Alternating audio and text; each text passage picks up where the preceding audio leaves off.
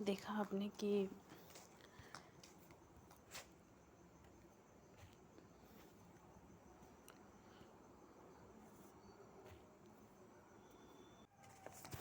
देखिए आपने देखा कि जो है नमाज़ पढ़ते समय खलीफा उमर ये बिल्कुल भूल जाते थे, उसमें इतना मन लगा देते थे कि उन्हें ये पता भी नहीं चलता था कि जो युद्ध हो रहा है उसमें किसके आदमी मर रहे हैं, उनके आदमी मर रहे हैं या फिर रिपु दल के यानी शत्रुओं के जो दल है उसके आदमी मर रहे हैं। यानी किसी भी काम में अपने मन को वो इतना अधिक लगा देते थे, एकदम लीन हो जाते थे। एकाग्रचित होना यानी किसी भी काम में पूरी तरह से लीन हो जाना। वो इतना लीन हो करके कोई काम करते थे कि पता ही नहीं चलता था कि उनको कि क्या हो रहा है।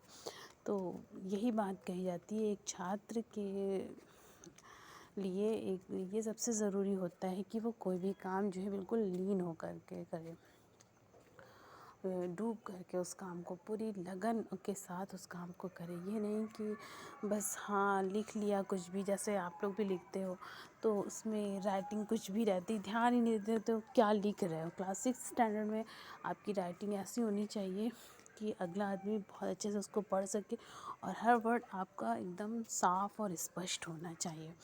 जब साफ़ और स्पष्ट होगा तो ये पता चलेगा कि आपने मन से उसको लिखा है। लेकिन आप लोग जो लिखते हैं वो ऐसा लगता है मन से आपने लिखा ही नहीं, बस सोचा कि किसी तरह से कॉपी कंप्लीट हो, आधा अधूरा उल्टा पुल्टा लिख करके भेज देते। कभी आप लोग अपनी खुद की कॉपी पढ़ो तो आप नहीं पढ़ पाओगे, क्योंकि वो सही लिखा ही नहीं रहता है। तो इसीलिए कहा जाता है कि किसी भी काम को हमें एकाग्रचित होकर के करना चाहिए। ठीक है, नेक्स्ट आ जाइए कि एक फ़कीर थे, एक बार उनके शरीर में तीर घुस गया। इससे उन्हें बड़ी वेदना हो रही थी। वेदना का मतलब होता है बहुत दर्द हो रहा था, बहुत पीड़ा हो रही थी, बहुत तकलीफ़ हो रही थी। लोग तीर निकालने की चेष्टा करते तो हाथ लगाते ही वेदना और बढ़ जाती। जाहिर सी बात है, जब कोई चीज़ धंसी होती है, कोई चीज़ चुभी रहती है, उसको जब निकाला जाता है तो वहाँ पर और ज़्यादा दर्द होता है। तो ऐसा ही उनके साथ भी हो रहा था। तीर निकालना बड़ा मुश्किल हो गया। उस समय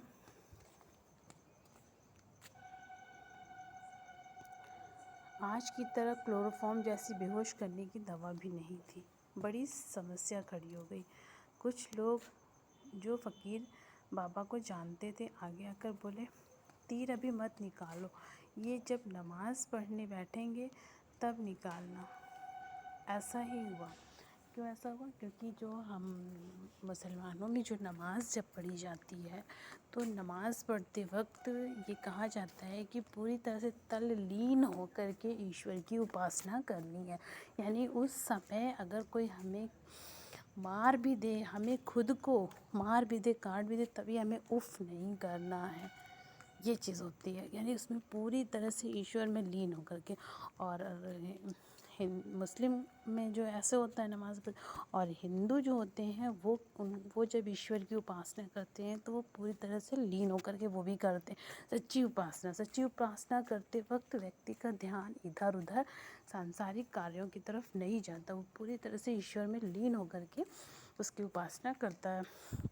तो वही कहलाती है सच्ची उपासना। और ऐसी उपासना करने वाले से ही ईश्वर प्रसन्न होता है और उसको उसका प्रसाद देता है। किसी भी रूप में वो प्रसाद हो सकता है। तो तल्लीनता, देखिए जब हम ईश्वर की उपासना पूरी तरह से डूब करके करते हैं तो हमें उसका जो हमें उपहार मिलता है ना, एक प्रसाद के रूप में, एक ऐसा प्रसाद जो हमारे लिए लाभदायक होता है और हमें किसी न किसी क्षेत्र में कामयाबी मिलती है या कोई सफलता मिलती है। तो मुसलमानों में भी यही है कि जब हम नमाज़ पढ़ेंगे, नमाज़ को बहुत मन से पढ़ेंगे तो हमारी दुआ कबूल होती है, ईश्वर हमसे खुश होता है, अल्लाह हमसे खुश होता है और उसके बदले में हमें हमारी मांगी हुई चीज़ देता है। वैसे ही हिंदूज़ में भी है कि जब वो अच्छे से ईश्वर की उपासना करते हैं तो ईश्वर उनसे खुश होता है और उन्हें उनकी मांगी हुई चीज़ देता है। तो आप कहते हैं कि हाँ, ईश्वर ने तो मेरी बात मान ली। तो ये कहलाती है तल्लीनता। तो जब उस फ़कीर का जो तीर था वो निकाला जा रहा था तो उस समय उनको बहुत ज़्यादा दर्द हो रहा था। तो उनके जो करीबी लोग थे उन्होंने कहा कि अभी ना निकालें, जब ये नमाज़ पढ़ेंगे तो उस वक्त निकाल दिया जाएगा, क्योंकि ये उस समय ईश्वर की उपासना में पूरी तरह से डूबे होंगे। ठीक है। जब ये नमाज़ पढ़ने बैठेंगे तब निकाल लेंगे। ऐसा ही हुआ। नमाज के समय फ़कीर का चित्त इतना एकाग्र हो गया कि तीर कब निकाल लिया गया उन्हें पता भी ना चला। इसे कहते हैं एकाग्रता। देखा आपने, चित्त की एकाग्रता के बिना सफलता मिलना कठिन है। देखा आपने कि जब तक हमारा चित्त, हमारा मन एकाग्र नहीं होगा तब तक हमें सफलता नहीं मिलेगी। यदि चित्त एकाग्र रहेगा तो फिर सामर्थ्य की कमी कभी नहीं पड़ेगी। जब हमारा चित्त एकाग्र रहेगा तो सामर्थ्य यानी शक्ति होती, तो हमारे पास शक्ति की कमी नहीं होगी। 60 वर्ष के बूढ़े होने पर भी किसी नौजवान की तरह तुम में उत्साह और सामर्थ्य दिखाई पड़ेगा। यानी जब कोई काम मन लगा करके करेंगे तो हम जो 60 साल के बूढ़े व्यक्ति में भी उत्साह दिखाई। अक्सर आप देखते हैं कि युवक है व्यक्ति लेकिन बहुत अजीब है, बिल्कुल नीरस है, उसके अंदर ना उत्साह है ना शक्ति है, वो कोई काम ही नहीं कर सकता है। तो इसका कारण होता है उसकी तल्लीनता ना होना, उसका एकाग्र चित्त ना होना।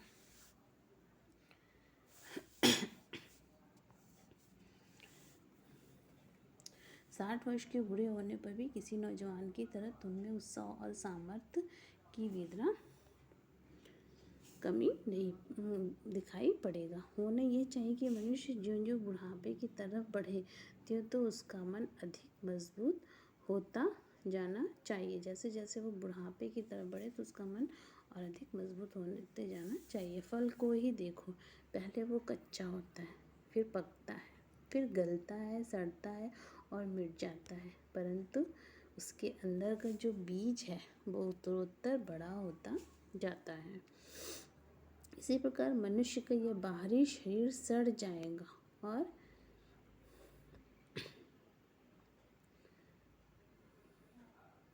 उसके अंदर का बीज उत्तरोत्तर कड़ा होता जाता है, सड़ जाएगा, गिर जाएगा, परंतु बाहरी शरीर फल का सार सर्वस्व नहीं है। उसका सार सर्वस्व उसकी आत्मा तो बीज है। यही बात शरीर की। शरीर भले ही बूढ़ा होता चला जाए परंतु स्मरण शक्ति तो बढ़ती ही रहनी चाहिए, लेकिन ऐसा होता नहीं। उम्र बढ़ने से स्मरण शक्ति कम होती जाती है। तुम्हारा जो ज्ञान, विद्या या स्मृति है वो तुम्हारा बीज है। शरीर बूढ़ा होने से ज्यों ज्यों ढीला पड़ता जाए त्यों त्यों आत्मा बलवान होती जानी चाहिए। इसके लिए एकाग्रता ही आवश्यक है। इसके लिए ज़रूरी है हमारा एकाग्र होना। एकाग्रता तो चाहिए, लेकिन वो कैसे हो, उसके लिए क्या करना चाहिए? उत्तर यही है कि आत्मा में मन को स्थिर करके यह संभव है। ना किंचिदपि चिंतयेत, अर्थात किसी भी प्रकार की चिंता नहीं करो।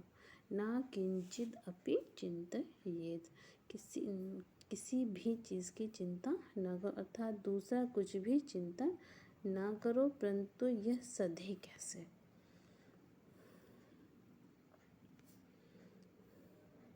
मन को बिल्कुल शांत करना बड़े महत्व की बात है। विचारों के चक्र को रोके बिना एकाग्रता होगी कैसे? बाहरी चक्र तो किसी तरह रोक भी लिया जाए, परंतु अंदरूनी चक्र तो चलता ही रहता है। चित्त की एकाग्रता के लिए यह बाहरी साधन हम जैसे जैसे काम में लाते हैं वैसे वैसे अंदर का चक्र अधिक वेग में चलने लगता है। तुम आसन जमाकर तनकर बैठ जाओ और आंखें स्थिर कर लो, परंतु इतने से मन एकाग्र नहीं हो पाता। मुख्य बात यह है कि मन के चक्र को चलने से बंद करना ही साधना है। जो मन में चल रहा है चक्र, उसको चलने से बंद करना ही साधना है। जो हमारे मन में चल रहा है उसको जब हम बंद करेंगे तभी हम एकाग्रचित्त हो सकेंगे। बाहर का यह अपरंपार संसार जो हमारे मन में भरा रहता है, उसको बंद किए बिना एकाग्रता को साधना कठिन है। अपनी आत्मा की अपार ज्ञान शक्ति हम बाहरी दुनिया की क्षुद्र वस्तुओं में खर्च कर डालते हैं। अपनी आत्मा की जो अपार ज्ञान शक्ति, जो हमारे से ज्ञान है बहुत ज़्यादा, वो सब हम क्या करते हैं, बाहरी दुनिया की क्षुद्र वस्तुओं में, बेकार की वस्तुओं में से हम लोगों के बारे में सोचते हैं कि वैसा सोचते हैं, वैसा करते हैं, तो ये सब बेमतलब का सोचना है। हमें उसके बारे में सोचने की ज़रूरत ही क्या है। तो इन सब फालतू चीज़ों को सोच करके हम अपनी ज्ञान शक्ति को खर्च कर जाते हैं, लेकिन ऐसा नहीं होना चाहिए। जिस प्रकार दूसरों को ना लूटते हुए स्वयं अपने प्रयत्न से धनी बनने वाला व्यक्ति आवश्यकता के बिना खर्च नहीं करता, उसी प्रकार हमें भी अपनी आत्मा की ज्ञान शक्ति क्षुद्र बातों के चिंतन में खर्च नहीं करनी चाहिए। ये ज्ञान शक्ति हमारी अमूल्य धाती है, परंतु हम उसे स्थूल विषयों में खर्च कर डालते हैं। जैसे ये साग अच्छा नहीं बना है, इसमें नमक कम पड़ा है। अरे भाई नमक कितना कम पड़ा, तनिक सा तो है। इस महान विचार में ही हमारा सारा ज्ञान खर्च हो जाता है। जो ज्ञान परमेश्वर की प्राप्ति करने से हो सकता है, उसे हम साग सब्जी के जायके के चर्चे में खो देते हैं। तो चित्त की एकाग्रता के लिए इस भांति बैठो, इस प्रकार आंखें स्थिर रखो, इस तरह आसन बनाओ, आदि सूचनाओं से लाभ तो होगा, पर उससे पहले ज़रूरी है कि चित्त की एकाग्रता के लिए हम गंभीर हों। मनुष्य के चित्त में पहले ये जम जाए कि चित्त की एकाग्रता आवश्यक है, फिर तो सचमुच स्वयं ही उसकी साधना का हम ढूंढ लेंगे। तो इस पाठ से हमें ये शिक्षा मिलती है कि हमें अपने मन को एकाग्र करना चाहिए।